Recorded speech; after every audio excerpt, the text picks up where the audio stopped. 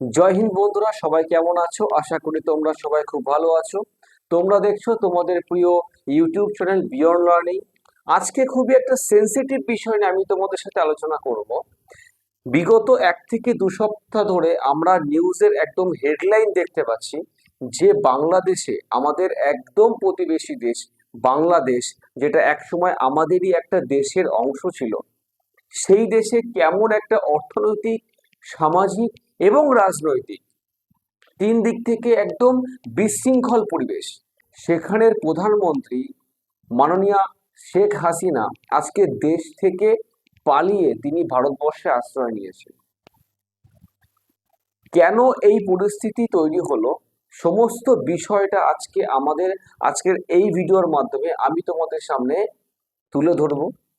আমাদের ক্ষেত্রে এইটা জানা খুবই দরকার, বিশেষ করে তোমরা যারা স্টুডেন্ট লাইফটাকে এখনো পর্যন্ত বিলং করছো, বা যে কোনো ব্যক্তির ক্ষেত্রে এটাকে জানা ভীষণ দরকার। কারণ আমাদের প্রতিবেশী দেশ, আগে দেখো শ্রীলঙ্কাতে ঠিক এরকম হয়েছিল, মিয়ানমারে ঠিক এখনো পর্যন্ত ঠিক একই রকম ভাবে বাংলাদেশের মতো সিচুয়েশন রয়েছে।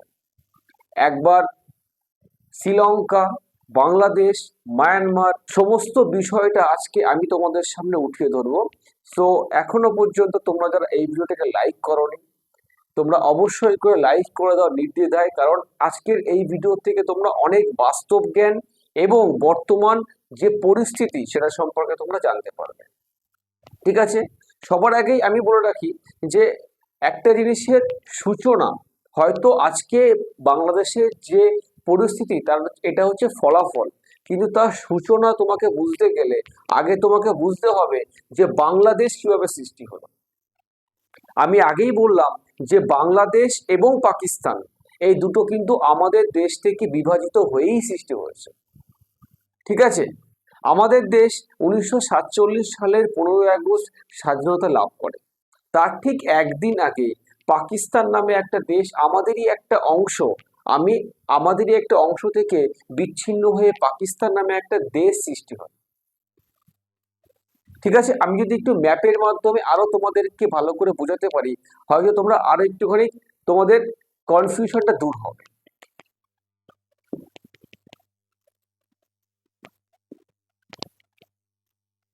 এটা যদি আমরা একটা ম্যাপের আকারে ধরে নিই, তো এই পাশটা, এটা হচ্ছে নর্থ, এটা সাউথ, এটা ইস্ট, এটা ওয়েস্ট। এইখানে আছে কি পাকিস্তান, আর ঠিক এই জায়গাটায় আছে কি আমাদের বাংলাদেশ। ঠিক আছে, অবশ্যই করে তোমরা লোকেশনটা একটু ভালো করে বুঝে নিলে। এবার দেখো, 1947 সালের আগে পর্যন্ত এই সমস্ত দেশগুলো অর্থাৎ পাকিস্তান এবং বাংলাদেশ মিলে কিন্তু আমাদের ভারতবর্ষ ছিল, অখণ্ড ভারতবর্ষ। 1905 সালে 1905 সালে তখন ভাইসরয় কে ছিলেন? Lord Curzon. আমরা সবাই জানি যে বঙ্গভঙ্গ হয়েছিল কোন ভাইসরয়ের আমলে। আমি আগেই বলেছি, আমার প্রত্যেকটা ভিডিওতে আমি বলি যে আমার ভিডিও তোমরা যে করো না কেন অবশ্যই করে নোটবুক পেন হাতে রাখবে, কারণ এক্সামের অনেক ম্যাটেরিয়াল যেগুলো প্রত্যেকটা পরীক্ষায় আসে সেইগুলো কিন্তু আমি আমার ভিডিওতে আলোচনা করি, এবং এখান থেকে কোশ্চেন তোমাদের থাকে ইম্পর্টেন্ট। যে 1905 সালের সময় যখন বঙ্গভঙ্গ হয়েছিল, তখন আমাদের ভাইসরয় কে ছিল? উত্তর কি হবে? Lord Curzon. ঠিক আছে, কি হবে? লর্ড কার্জন, অবশ্যই ইম্পর্টেন্ট। দেখো, আগে আমাদের বাংলা ছিল, বাংলা, বিহার এবং উড়িষ্যা সমস্তটা মিলে কিন্তু আমাদের বাংলা ছিল। 1905 সালে এই আমাদের ওয়েস্ট বেঙ্গল থেকে আলাদা হয়ে যায় কি বাংলা, তখন সৃষ্টি হয় পূর্ববঙ্গ।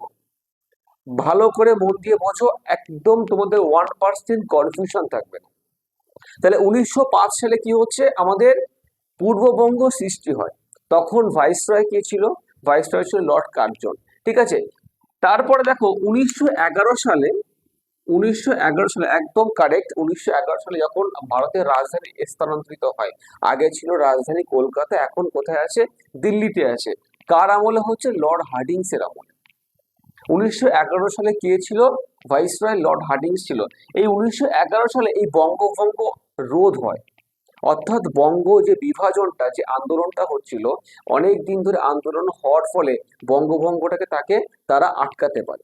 কিন্তু তার আগে কিন্তু পূর্ব বাংলা অর্থাৎ বর্তমান যেটা বাংলাদেশ সেটা কিন্তু 1905 সালে পূর্ব বাংলা তার নাম ছিল।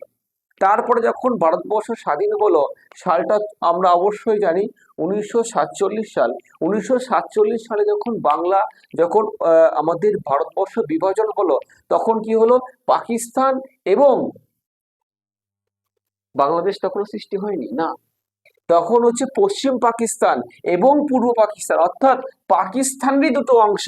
একটা হচ্ছে পশ্চিম পাকিস্তান, এখন যেটা বর্তমানে পাকিস্তানকে নামে আমরা চিনি সেটা হচ্ছে পশ্চিম পাকিস্তান, এবং পূর্ব পাকিস্তান হচ্ছে বর্তমান বাংলাদেশ।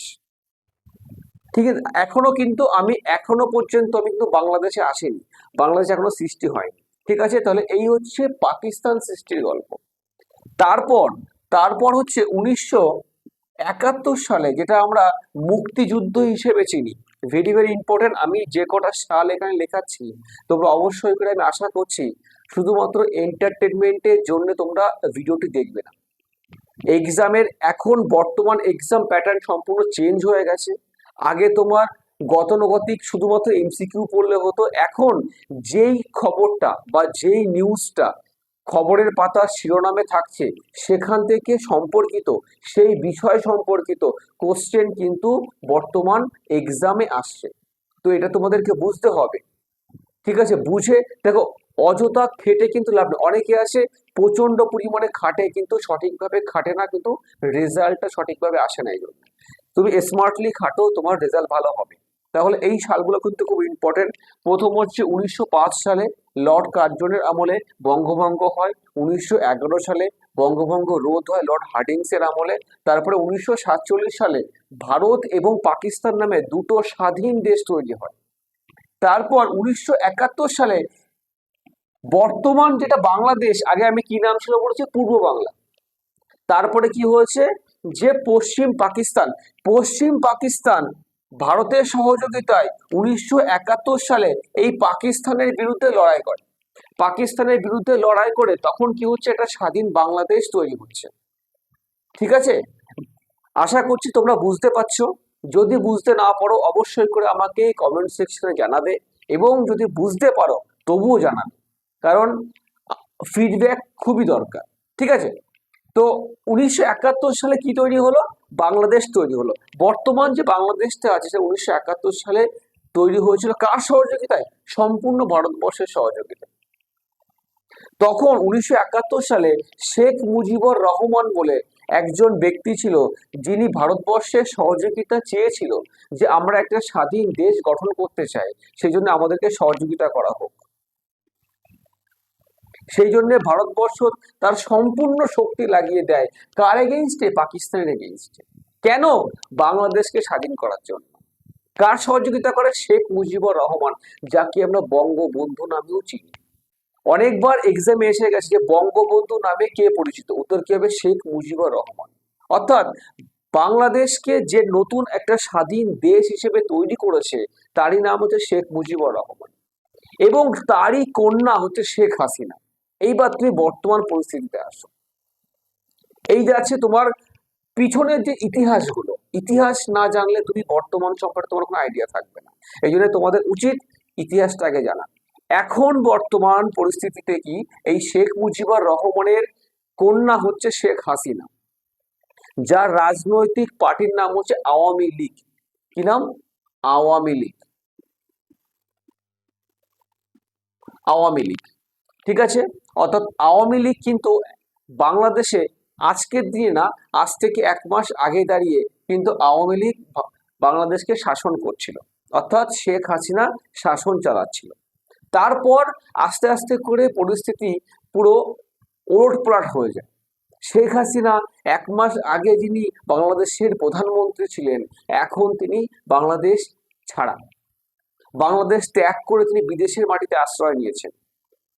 ঠিক আছে, বাংলাদেশে যারা 1971 সালে যারা যুদ্ধ করেছিল তাদেরকে বলা হয় মুক্তিযোদ্ধা। কি নাম বললাম, মুক্তিযোদ্ধা। ঠিক আছে, তাদের জন্য সরকারিভাবে একটা কোটা সিস্টেম করা হয়। ঠিক তোমরা আরেকটু ভালো করে বুঝলে, আরেকটু ভালো করে বললে তোমরা বুঝতে পারবে যে আমাদের দেশে এখন কি এসসি এবং এসটি অর্থাৎ শিডিউল কাস্ট এবং শিডিউল ট্রাইব তাদেরকে চাকরির ক্ষেত্রে বিভিন্ন রকম কিন্তু সুযোগ সুবিধা দেওয়া হয়। সেটাকে বলা হয় কোটা বা সংরক্ষণ তালিকা। ঠিক একই রকম ভাবে বাংলাদেশে যারা 1971 সালে মুক্তিযোদ্ধার সাথে জড়িত ছিল সেই সব ফ্যামিলিকে দিনের পর দিন, বছরের পর বছর ওদেরকে কি করেছিল, ওদেরকে কিন্তু এই সংরক্ষণের তালিকায় রাখা হয়েছিল তাদের নাম। কত পার্সেন্ট? 30%।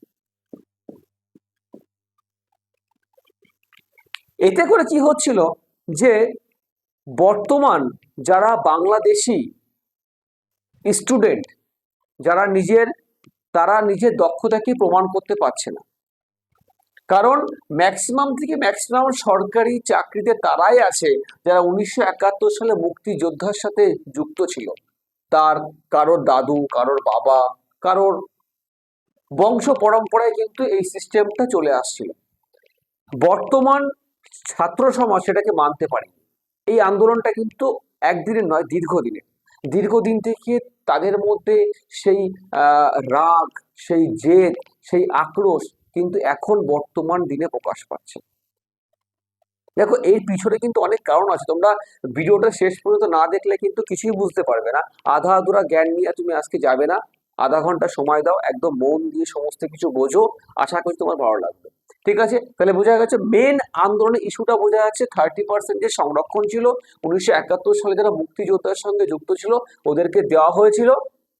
বর্তমান ছাত্ররা সেটাকে চায় না, তারা চাচ্ছে সম্পূর্ণ কোটা সিস্টেম উঠিয়ে দাও।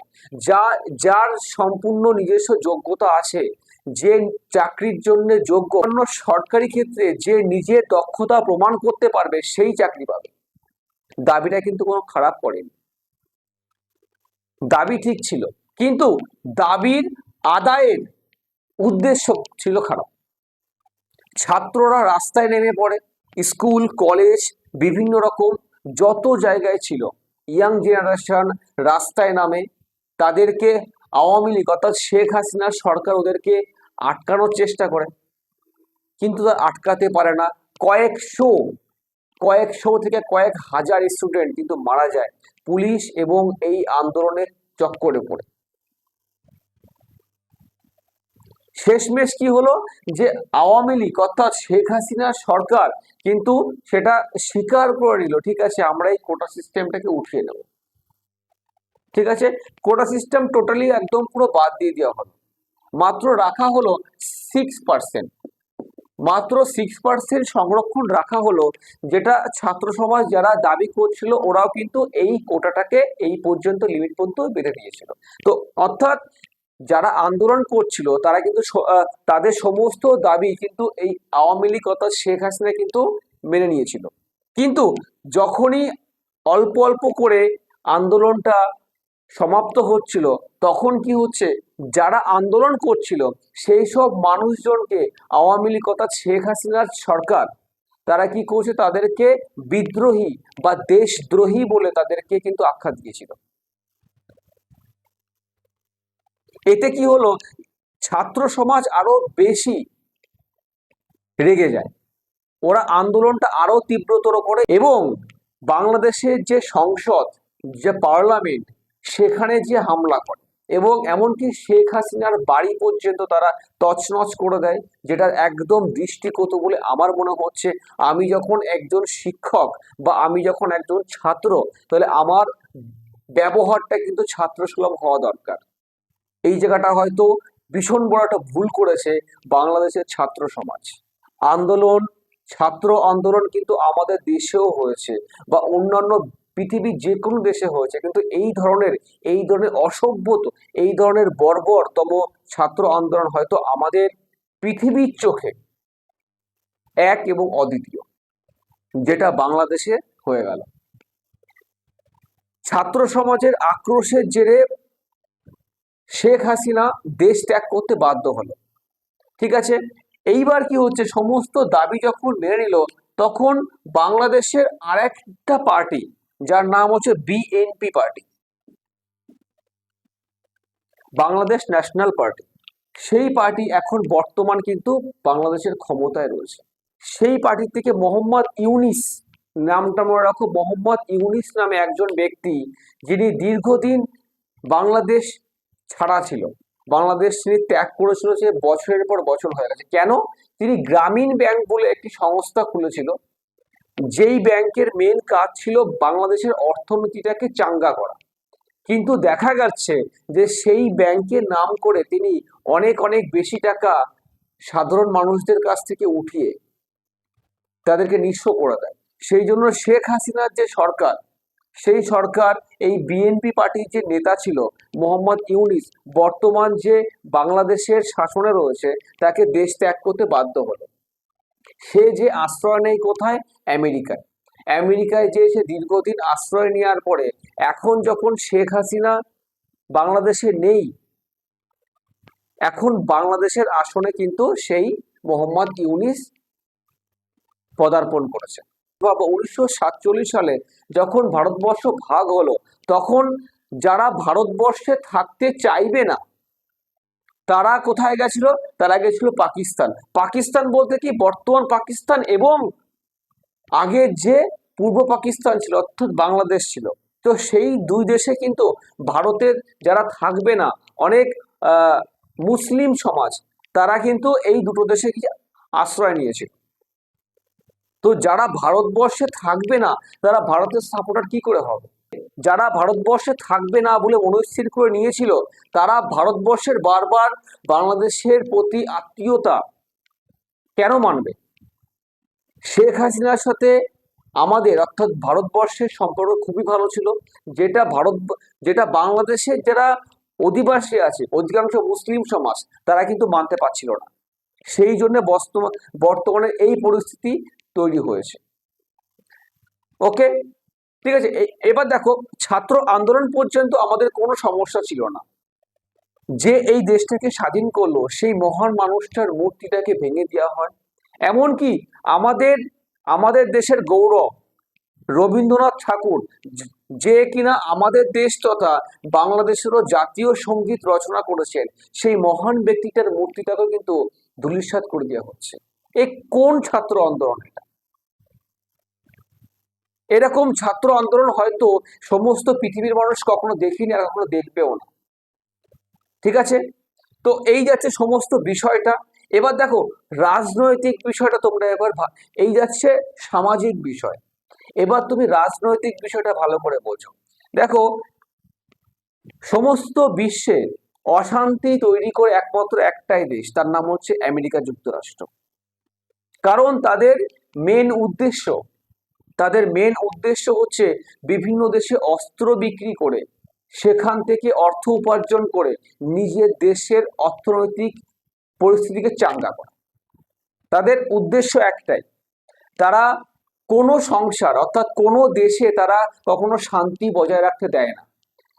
তুমি আফগানিস্তান দেখো, সিরিয়া দেখো, বিভিন্ন দেশ, উত্তর কোরিয়া, বিভিন্ন দেশ যারা আজকে একদম অশান্তির দোরগোড়ায় আছে, তাদের কিন্তু একটাই ফল্ট, তারা আমেরিকার সাথে বন্ধুত্বপূর্ণ সম্পূর্ণ করেছিল। ঠিক বাংলাদেশের ক্ষেত্রেও একই রকম হয়েছে। মোহাম্মদ ইউনিস, যে এখন বিএনপি পার্টির লিডার এবং বাংলাদেশের অন্তর্বর্তীকালীন সরকারের প্রধান, সে দীর্ঘদিন আমেরিকায় ছিল। আমেরিকার হাইয়েস্ট সিভিলিয়ান অ্যাওয়ার্ড তাকে দেওয়া হয় এবং 2012 সালে তাকে শান্তির জন্য নোবেল পুরস্কার দেওয়া হয়।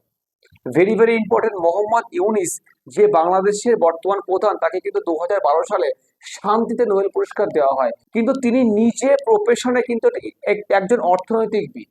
এখানেই কিন্তু হাস্যকর ব্যাপারটা, একজন ব্যক্তি যিনি নিজে অর্থনৈতিকবিদ, সে শান্তির পুরস্কার কিভাবে পায়? আমেরিকা যুক্তরাষ্ট্র চায় যাতে ভারতবর্ষ অর্থনৈতিক দিক থেকে চাঙ্গা না হয়।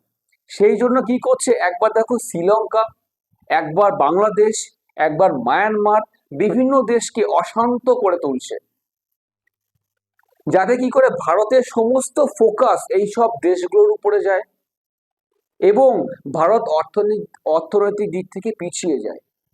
যুগ যুগ ধরে এটাই আমাদের সাথে হয়ে এসছে, যে আমাদের শিক্ষা, আমাদের সংস্কৃতি, আমাদের কালচার সব কিন্তু আস্তে আস্তে করে ধোনির সাথে মিশিয়ে দিয়েছে এবং নিজেদের দেশকে, ইউরোপিয়ান কান্ট্রিকে কিন্তু বেশি পরিমাণে সবসময় উপরে তোলার চেষ্টা করা হয়েছে।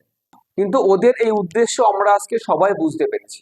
ওকে, এইবার আমাদেরকে বুঝতে হবে যে ধর্মীয় স্বার্থ এখানে কোথায় আছে। যখন 1947 সালে 1947 সালে যখন ভারত বিভাজন হয়, তখন বাংলাদেশে হিন্দু সমাজ হিন্দু সমাজ ছিল 30%। ওকে, সেখান থেকে যখন 1971 সালে বাংলাদেশ যখন গঠিত হলো, সেটা আসলো 22%। কিন্তু এখন 1971 সালের পর থেকে এখন বর্তমানে বাংলাদেশে মাত্র 7.5% হিন্দু রয়েছে। এত ঘাটতি কি করে হয় হিন্দু? তাহলে কি ধরনের অত্যাচার ওখানে আমাদের মা বোনরা সহ্য করেছে, যেই জন্যে কেউ হয়তো সেই দেশ ছেড়ে আসতে বাধ্য হয়েছে বা তাকে ধর্ম পরিবর্তন করতে বাধ্য করা হয়েছে।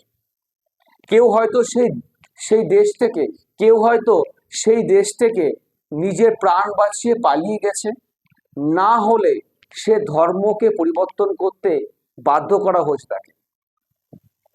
কিভাবে তুমি নিজে একটু দেখলেই তুমি বুঝতে পারবে যে কিভাবে, যেখানে 1947 সালে 30% হিন্দু ছিল, সেখান থেকে 22% হয়েছে 1971 সালে। এখন বর্তমান পরিস্থিতিতে দাঁড়িয়ে মাত্র 7.5% আছে। যেখানে মুসলিম সমাজ ওখানে 91% আছে। বাংলাদেশে শুধুমাত্র যে হিন্দু এবং মুসলিম আছে তা না, হিন্দু আছে, মুসলিম আছে, বৌদ্ধ আছে, খ্রিস্টান আছে, জৈন আছে, সমস্ত সম্প্রদায়ের মানুষ কিন্তু আছে। কিন্তু শুধুমাত্র হিন্দুত্বকে কেন টার্গেট করা হচ্ছে?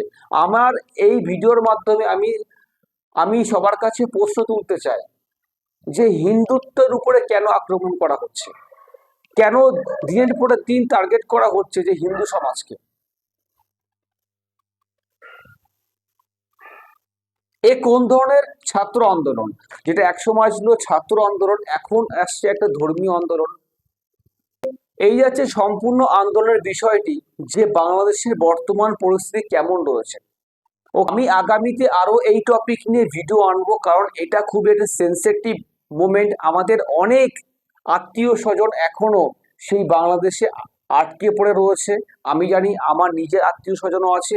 তোমরা যারা ভিডিওটা দেখছো, তোমাদেরও অনেক আত্মীয় স্বজন কিন্তু এখনো পর্যন্ত বাংলাদেশে সাফার করছে।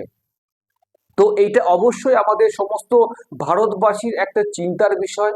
ওকে বন্ধুরা, আমি আশা করছি যে তোমরা বাংলাদেশের বর্তমান যে সিচুয়েশনটা, সেটা অল্প হলেও বুঝতে পারছো।